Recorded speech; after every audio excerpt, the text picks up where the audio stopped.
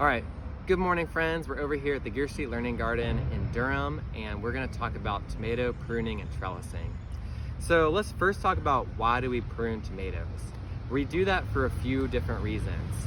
One is to prevent disease. Tomatoes are really susceptible to diseases, especially fungal diseases, and some of the best ways that we can prevent those diseases are maximizing airflow and sunlight. And by keeping a tomato staked up or trellised up and tall, we're going to maximize that sunlight and airflow.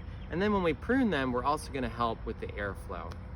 So other reasons that we prune tomatoes is to make it a little bit easier to access the tomatoes, so it's easier to harvest and they're not really bushy.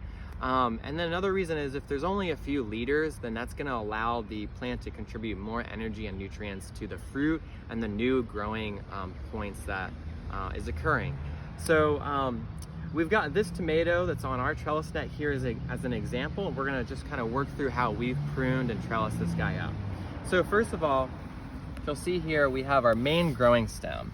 This is where we planted the tomato, and then it was growing up and up.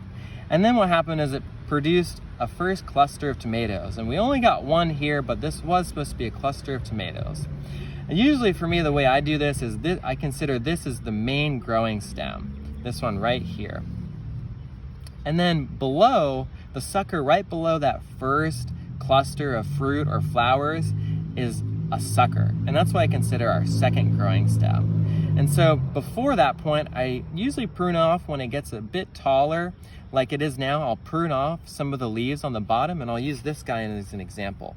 So for pruning, I just pop it off like that, and then it's good to go. We want to not leave a big site, like a big wound on the tomato plant. And by pruning it, the leaves specifically, we're gonna allow better airflow, and that's called bottom pruning. And before, this tomato plant actually had some suckers that were growing up, but I didn't want to keep the suckers, so I pruned them off. And then we have this growing point, and then our main growing points, and then we go up here and we have another growing stem. And so we have this pruned right at this point to 2 growing points. And then as we go further up the plant, it continues to grow more suckers, and so we've left a few suckers on for it to kind of get a little bit bushier and have more points of growth and then more fruit. So we're just gonna leave those and we're gonna clip them to this net. And so let's see if we can find a good example. Here's a sucker that we could prune off because it's kind of just growing in the middle. It's really small. It's probably not gonna grow that well because it's not getting that much sunlight.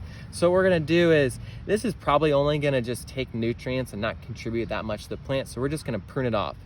And you can just prune off just by basically pinching it and sliding it away.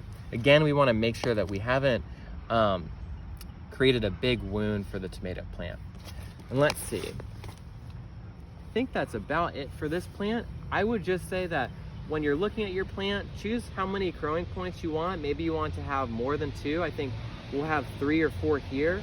And then you probably don't want it to have many more than 4, because then it's gonna start to get bushy and it might get hard to actually hold it up. And so remember, you can bottom prune it as it gets taller, and that's just to increase airflow. The leaves right here are still really green and they're off the ground. Bottom pruning you also wanna do if your leaves or your leaflets were to start to get yellow and they've been sitting on the ground where there's water, because where there's water on the soil, there's also funguses, and those can splash up onto the leaves, or when the leaves sit on the ground, they're in contact with those funguses. So by pruning them off, we're gonna prevent the funguses from getting on and staying on the tomatoes.